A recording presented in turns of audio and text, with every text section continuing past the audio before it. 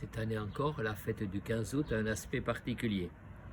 La maladie rôde toujours autour de nous et chez nous. Les fêtes n'ont plus la splendeur des années passées. Il faut encore respecter les autres. Mais qui que nous soyons, nous pouvons célébrer Marie, la mère de Jésus, mère de Dieu fait homme, mère de nous tous qui nous précède et qui nous montre le chemin de l'accueil, de la visitation et de l'assomption ou dormition, comme disent nos frères orthodoxes.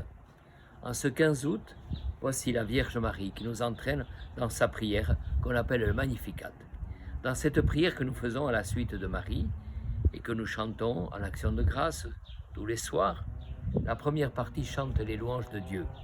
Mon âme exalte le Seigneur, mon esprit exulte en Dieu mon Sauveur. Le puissant fit pour moi des merveilles, saint est son nom.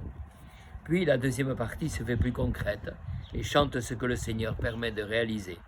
Il disperse les superbes, il renverse les puissants de leur trône, il élève les humbles, il comble de bien les affamés, renvoie les riches les mains vides, il relève Israël son serviteur. La tentation est grande de pouvoir supprimer soit la première partie, soit la seconde partie. Pas besoin de Dieu, disent les uns, supprimant les premiers mots.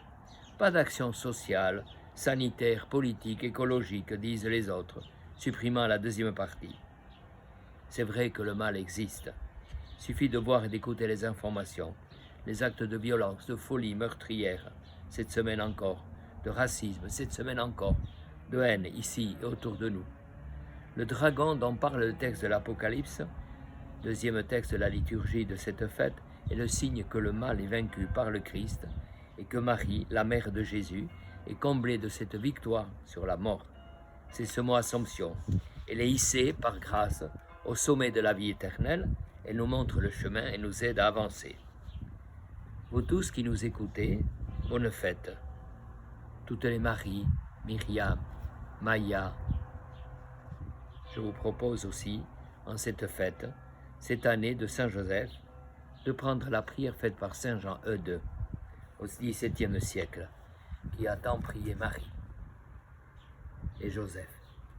Nous te saluons, Joseph, image de Dieu le Père. Nous te saluons, Joseph, Père de Dieu le Fils. Nous te saluons, Joseph, temple du Saint-Esprit. Nous te saluons, Joseph, aimé de la Sainte Trinité.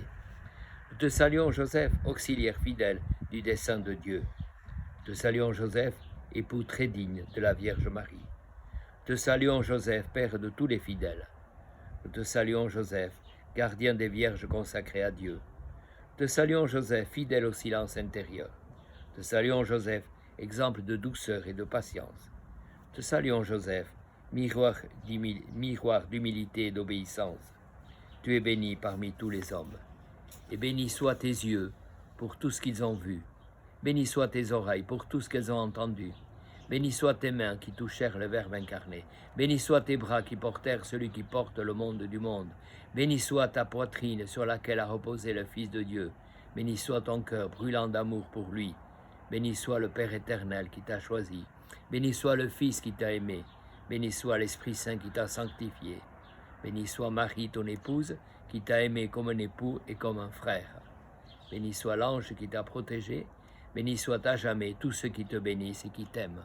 Avec Saint Joseph, bonne fête de Marie. À bientôt.